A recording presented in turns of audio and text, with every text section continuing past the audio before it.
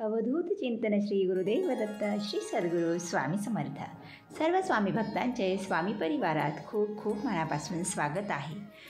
सर्व भक्तांच्या मनातील चांगल्या इच्छा स्वामी यांनी लवकर पूर्ण कराव्या हीच माऊलींचरणी प्रार्थना करते आणि आजच्या व्हिडिओला सुरुवात करते. सर्वांनी व्हिडिओ शेवटपर्यंत पाहत असताना कमेंट्समध्ये श्री स्वामी समर्थ असे लिहा. तर भक्त हो, मी तुम्हाला आज 2 आनंदाच्या बातम्या देणार आहे ज्या माझ्या आयुष्यामध्ये खरंच खूप चांगलं घडलेलं आहे. हे सर्व काही स्वामींमुळेच घडलेलं आहे. एक तर अतिशय महत्त्वाची आहे माझ्यासाठी, कारण ज्यावेळी आपल्याकडे 1 रुपयाही नसतो त्यावेळी आपली परिस्थिती कशी असेल हे आपल्या म्हणजे तुम्हालासुद्धा माहीत असेल. प्रत्येकाचं स्वप्न असतं काही ना काही आयुष्यामध्ये अचीव करण्याचं. तर माझ्या आयुष्यामध्ये स्वामींमुळेच जे काही चांगले होत आहे ते स्वामींमुळे होत आहे.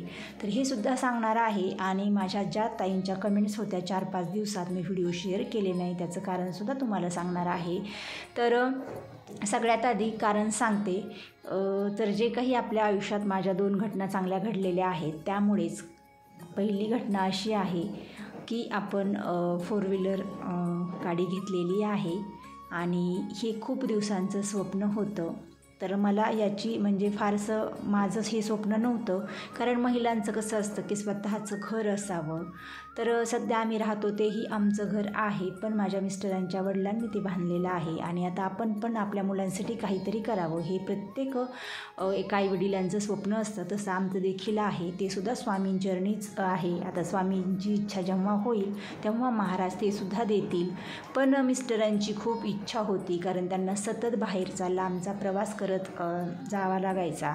आणि हा प्रवास करत असताना 2 व्हीलरवरती खूप त्रास व्हायचा. बसने काही गोष्टी पॉसिबल नसतात त्यासाठी. आणि जेव्हा आम्ही 2 व्हीलर घेतली त्यावेळीची आमची परिस्थिती, कारण बघा मी पण खूप परिस्थितीमधून इथपर्यंत आलेली आहे.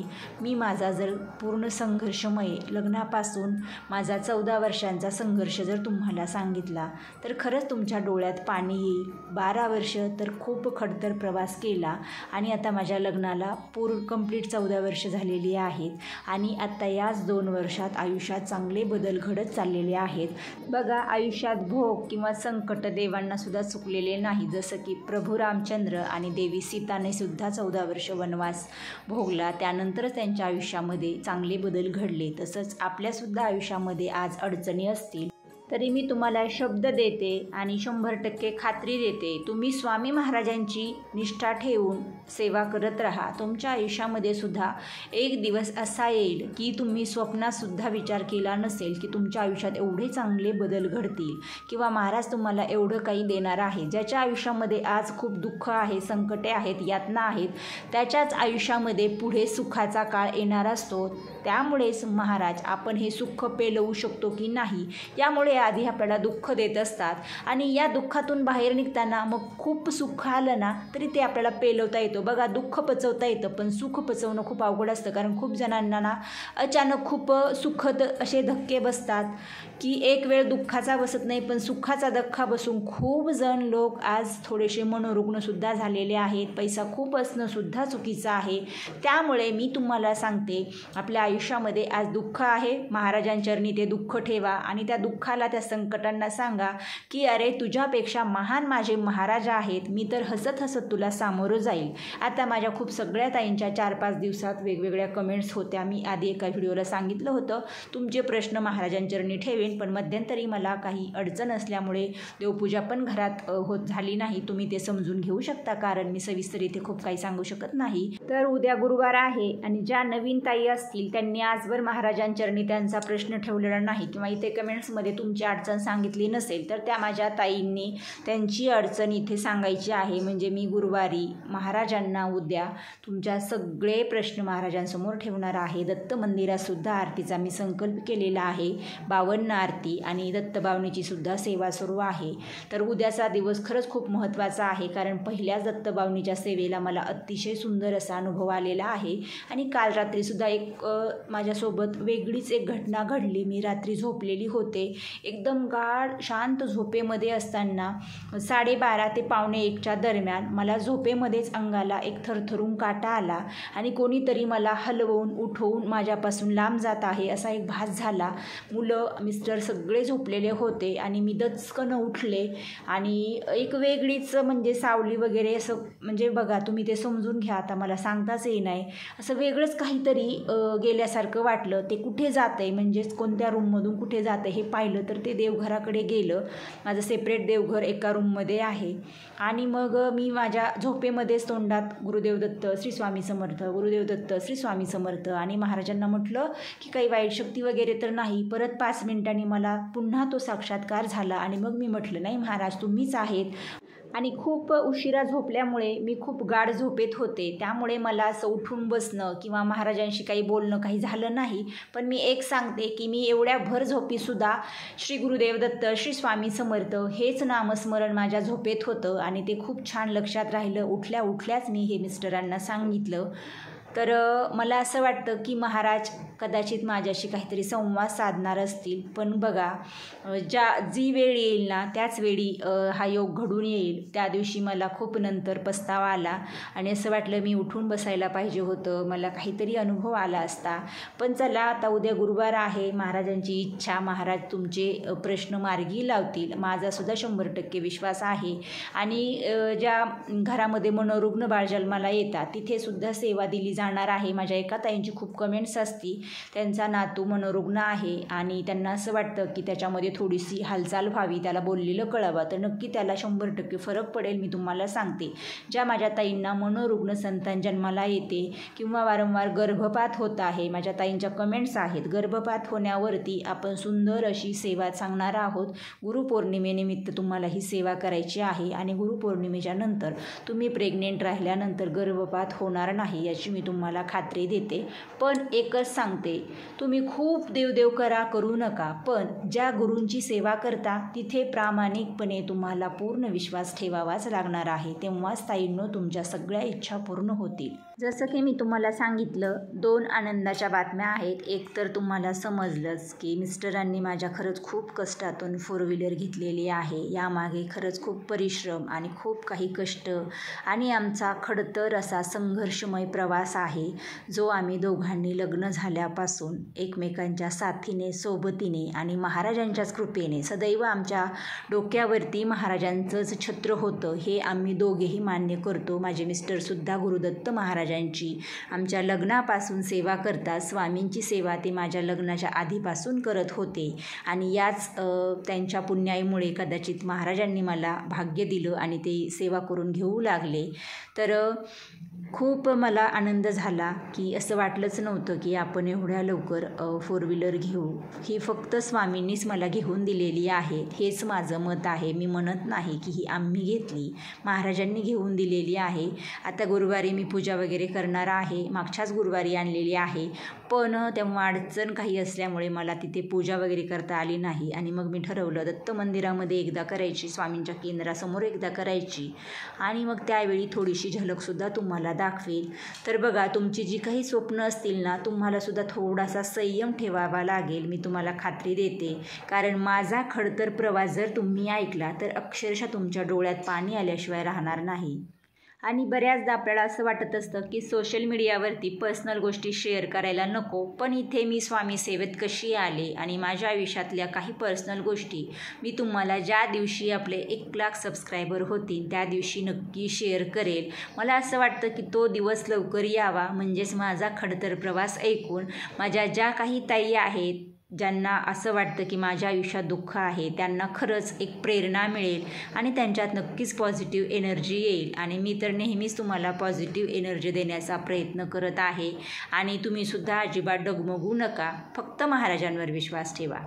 आता दुसरी आनंदाची बातमी अशी आहे की माझे दोन्हीही मुलं शाळेमध्ये फर्स्ट क्लास असतात आणि आम्ही कुठेही त्यांना बाहेरचे क्लास वगैरे देखील लावलेले नाहीत.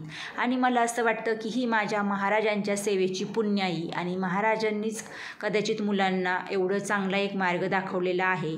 तर आत्ताच एक अभिरूप शाळेमध्ये स्पर्धा परीक्षा झाली होती, राज्यस्तरीय आहे ती. तर त्या परीक्षेमध्ये माझ्या मुलांची राज्यात निवड झाली. दोन्हीही मुलांची, मुलीचा 4था क्रमांक, मुलाचा 6वा क्रमांक. आता मी इथे तुम्हाला ट्रॉफी वगैरे सुद्धा दाखवू शकत होते, पण त्यावरती शाळेचं वगैरे सुद्धा म्हणजे स्कूल नेम वगैरे आहे, त्यामुळे मग तुम्हाला समजेल मी कुठे राहते. आणि महाराजांना शब्द दिलेला असल्यामुळे मला या गोष्टींची खरंच खूप काळजी घ्यावी लागते. आणि बक्षीस वितरण सोहळा होता, तर तिथे मी आले होते. मी कम्युनिटी पोस्ट टाकली, तर तिथे खूप सगळ्या कमेंट्स आल्या होत्या आणि आपल्या विजयाताईंची कमेंट्स होती की त्या तिथूनच गावी जाणार होत्या कराडला. तर त्यांची इच्छा होती की आम्ही तिथे भेटावं, पण तो कार्यक्रम सुरू झाला होता 11:30ला. मी हॉलमध्ये गेल्यानंतर आम्ही 3:30ला बाहेर आलो. पावसाचं खूप वातावरण झालं होतं आणि माझी खूप इच्छा होती की त्याच मार्गे येताना जेजुरी करून मग आम्ही आमच्या गावी यावं. तर मला ते शक्य झालं नाही. कदाचित खंडोबा महाराजांची इच्छा नसेल. खंडोबा महाराज जेव्हा मला बोलवतील तेव्हाच माझं जेजुरीला जाणं होईल. मैत्रिणींनो, तुम्हाला एक सांगते, तुमचं जर लग्न झाल्यानंतर तुमच्या घरात तुमचं लग्नाचं जागरण गोंधळ केलं नसेल तर ते तुम्हाला करावं लागेल. त्यामुळे आयुष्यात खूप अडचणी येतात. आमचंसुद्धा जागरण गोंधळ राहिलेलं आहे. 2017मध्ये आम्ही जागरण गोंधळ करण्याची पूर्ण तयारी केली. 8 दिवसावर आलं होतं. पत्रिका वगैरे सुद्धा वाटून झाल्या होत्या, पण खूप मोठं एक संकट आलं. त्याबद्दलसुद्धा मी तुम्हाला 100K झाले ना की नक्की सांगणार आहे. मला हे तुम्हाला का सांगायचं आहे की तुम्ही माझी एक फॅमिली आहात. माझा एक स्वामी परिवार आहे, जिथे आपण एकमेकाची दुःख शेअर करू शकतो आणि स्वामीच आपल्याला यातून बाहेर काढतात, तेच मार्ग दाखवतात. तर झालं असं, आम्ही निघाल्यानंतर खूप पाऊस होता, म्हणूनच मी विजयाताईंना पुन्हा कमेंट वगैरे केली नाही. आणि विजयाताईंची खूप इच्छा आहे मला भेटण्याची किंवा बोलण्याची. तर नक्कीच ताईंचा नंबर त्यांनी मला त्यांचं कुरिअर त्यांना पोहोचलं नाही. तर 2 ताईंना त्यांचे कुरिअर भेटले. स्वामींचा जो आपण आशीर्वाद पाठवला होता तो. विजयाताईंचा बहुतेक जो ॲड्रेस होता तो थोडाफार खालीवर झाला असेल, चेंज झाला असेल. मग ते कुरिअर कुठे गेलं, कदाचित स्वामी महाराजांनी एखाद्या भक्तापर्यंत ते पोहोच करावं. आणि विजयाताईंचं कुरिअर त्यांना मी उद्या पाठवणार आहे. तर त्यांनी त्यांचा मोबाईल नंबर वगैरे दिलेला आहे. आणि स्वामी महाराजांना मी जसं शब्द दिलेला आहे त्यामुळे मी सध्या तरी ताईंना कॉल करू शकत नाही. नक्कीच मी त्यांना लवकर कॉल करेल. आणि माझ्या सगळ्याच स्वामी भक्तांच्या कमेंट्स असतात की तुमचा नंबर शेअर करा, तर तो देखील होईल, पण सध्या नाही करू शकत. आता आम्ही येताना शिखर शिंगणापूरला गेलो, तिथून जवळच होतं ते. आणि तिथे गेल्यानंतर बघा, मला ही घटना तुम्हाला सांगावीशी वाटते की आपण गाडी घेतली होती गुरुवारी आणि रविवारी गेले होते मी त्या साताऱ्याच्या कार्यक्रमाला. मी लग्नाच्या आधी महादेवाची भक्ती करायची आणि मी बोलले होते की मी सगळ्यात आधी दत्त मंदिरातच गाडीची पूजा करेल. तर असं झालं की शिखर शिंगणापूरला आपला योग आला पहिल्यांदा गाडी घेऊन जाण्याचा. आणि तिथे जे पुजारी वगैरे बसलेले होते तर ते एक जणांनी भस्म घेतला आणि मला आईसाहेब इकडे या म्हटले. आणि मला असं वाटलं की आपण एवढे वयाने कमी असून आणि हे आपल्याला आईसाहेब असं का बोलतायत. तर एक दादा बोलले की ताईसाहेब, तुम्ही आईसाहेबप्रमाणेच आहात आणि तुमच्याकडे पाहिलं महाराजांनी आम्हाला शंभू महादेवाने आम्हाला कौल दिलेला आहे की हा भस्म तुम्हालाच लावायचा आहे. आणि लगेच ते बोलले की आत्ता तर तुमची प्रगतीची वाटचाल सुरू झालेली आहे. तुम्ही आत्ता जे काही नवीन तुमच्या आयुष्यात घटना घडलेली आहे ती एक सुरुवात आहे. हळूहळू तुम्ही खूप काही अचीव करणार आहेत. आणि मग ते देणगी वगैरे त्या बोलत होते अन्नदानासाठी. तर मी यथाशक्ती प्रत्येक ठिकाणी 101 असे 3 ठिकाणी पैसे दिले. म्हणजे मी खूप काही दिलं नाही, पण जे मला त्यावेळी महाराजांनी सुचवलं तेच मी दिलं. आणि मग त्यांना बोलले की ज्यावेळी माझं एक खूप मोठं स्वप्न आहे ते पूर्ण होईल त्यावेळी मी इथे येऊन मला अन्नदान तर करायचंच आहे आणि त्यासाठी जे काही लागेल ते मी नक्की देईल तुम्हाला. तर ते असं बोलले की तुमची लवकर इच्छा पूर्ण होणार आहे. पण आज जरी तुम्ही शंभू महादेवाची सेवा करत नसाल तरीसुद्धा त्यांची तुमच्यावर कृपा आहे. आणि हे ऐकताच मला खरंच खूपच एक अंगावर काटा आला. मी बोलले नाही, असं काही नाही, मी देवाला विसरलेली नाही. पण माझ्या मनात म्हटलं की नाही, आता मी स्वामींचरणीच लीन झालेली आहे तरी देखील महादेवाची सुद्धा सेवा करणार, कारण स्वामी सांगत असतात सगळ्या देवांची सेवा करा. आणि महाराज आपल्याकडून पदोपदी वेगवेगळ्या देवांची वेगवेगळ्या तिथल्या सेवा करूनच घेतात. आणि तिथे मला त्यांनी एक नारळ दिला, म्हणजे माझ्या ओटीत घातला आणि सांगितलं की याचाच कलश स्थापन करा आणि तुम्हाला याचा लवकरच खूप सुंदर अनुभव येईल आणि तुमचं जे काही स्वप्न आहे, तुम्ही एक खूप मोठी गोष्ट तुमच्या आयुष्यात अचीव करणार आहात, ती लवकर होणार आहे. आणि खरंच मला या गोष्टीचा खूप आनंद झाला. बघू आता गुरुदत्त स्वामींची आणि शिवशंभू शंकराची साथ मिळाली तर सगळं काही अगदी व्यवस्थित होईल. आता राहिला प्रश्न, तुम्ही म्हणाल आत्तापर्यंत आम्ही तुमचंच सगळं ऐकलेलं आहे, पण आमच्यासुद्धा खूप अडचणी आहेत, त्या कधी सुटतील? तर तुमच्या अडचणी सुटतील, मी तुम्हाला खात्री देते ताईंनो, कारण महाराजांचेच असे खूप सुंदर संदेश असतात. तर गुरुपौर्णिमेनिमित्त जास्तीत जास्त सेवा करायच्या आहेत. आता आज मी हा व्हिडिओ खूप मोठा होईल, त्यामुळे जास्त काही ते सेवा सांगत नाही. पुढच्या व्हिडिओमध्ये तुम्हाला मी एक जबरदस्त सेवा सांगणार आहे, जी महाराजांनी मला मागच्या पौर्णिमेलाच दिली होती. तेव्हासुद्धा मी व्हिडिओ टाकला नाही, तब्येत बरी नव्हती. तर तुम्हाला गुरुपौर्णिमा किंवा कुठल्याही गुरुवारी हा उपाय करायचा आहे. ज्या ताईंचा गर्भपात होतो, जिथे मनोरुग्ण मुले जन्माला येतात किंवा ज्यांना संतानप्राप्ती नाही, ज्यांना मुलगा पाहिजे, या माझ्या ताईंनी किंवा कोणतीही इच्छा असू द्या, मुलगी पाहिजे त्यासाठी सुद्धा करा. आता तुम्हाला एकच सांगते थोडक्यात की गुरुपौर्णिमेपर्यंत जास्तीत जास्त तुम्ही स्वामी महाराजांचं नामस्मरण करा. श्री स्वामी समर्थ आणि श्री गुरुदेव दत्त या नामांचा जप करत जा. दत्तस्तुती वाचन करत जा. दत्तबावणीसुद्धा तुम्ही वाचन करा. 14वा 18वा अध्याय संकल्पयुक्त वाचन करा. सर्वात महत्त्वाचं, ज्यांना 21 स्वामीचरित्र सारामृताचे पारायण शक्य नाही, त्या माझ्या ताईंनी 7 किंवा 11 पारायण तरी करा. 11 वेळा तारक मंत्राचं अनुष्ठान करा. आणि काही ताईंच्या कमेंट्स होत्या की बाहेरचं खाण्याबद्दल, आपण जे काही बिस्किट किंवा जे काही ब्रेड वगैरे, टोस्ट वगैरे आणतो घरात, खारी वगैरे, तर हे खाल्लं तर चालतं का? पण ते आपण स्वतःच्या पैशाने आणलेलं असतं, त्यामुळे तुम्ही खाऊ शकता. आणि इतरांनी दिलेलं खाण्याबद्दल एक सांगितलं जातं ना की परांना खाऊ नका, मग तुम्हाला एक भीती वाटते म्हणून सांगते. इतरांनी दिलेलं का खायचं नाही की त्यांचासुद्धा घराण्याला दोष लागलेला असतो, त्यांचा दोष आपल्याला येऊ नये म्हणून आपल्याला हे म्हणजे हे खायचं नाही आहे. तर वेळ चालली खाण्याची, तर तुम्ही गायत्री मंत्र 3 वेळा म्हणून खाऊ शकता. तर हे वारंवार येणाऱ्या कमेंट्स होत्या, म्हणून इथे मी हे डाऊट्स क्लिअर केलेले आहेत. आणि आता गुरुपौर्णिमेनिमित्त खूप सेवा आहेत, त्या आपण उद्यापासून नक्कीच पाहू. आणि तुम्हाला माझ्या ज्या आज आनंदाच्या 2 बातम्या शेअर केल्या, त्या तुम्हाला कशा वाटल्या किंवा तुमची प्रतिक्रियासुद्धा मला कळवा, कारण तुम्हीसुद्धा माझा एक परिवार आहात आणि स्वामींसह तुमचासुद्धा आशीर्वाद कायम माझ्यासोबत असू द्या. स्वामींच्या कृपेने तुमच्या सगळ्या चांगल्या इच्छा लवकर पूर्ण व्हाव्या. महाराजांची अखंड तुमच्यावरती कृपादृष्टी, आशीर्वाद राहावा, हीच माऊलींकडे मी नेहमी प्रार्थना करत असते. आणि महाराजांच्या कृपेने तुमच्या आयुष्यातील दुःख निवारण्याचं जी मला संधी मिळालेली आहे, तर महाराजांनी सुंदर संदेश द्यावे, ते मी तुमच्यापर्यंत पोहोच करून तुमच्या आयुष्यातील दुःख दूर व्हावे. आणि मी फक्त निमित्त मात्र आहे, कर्ता आणि करविता आपले स्वामी समर्थ महाराजच आहेत.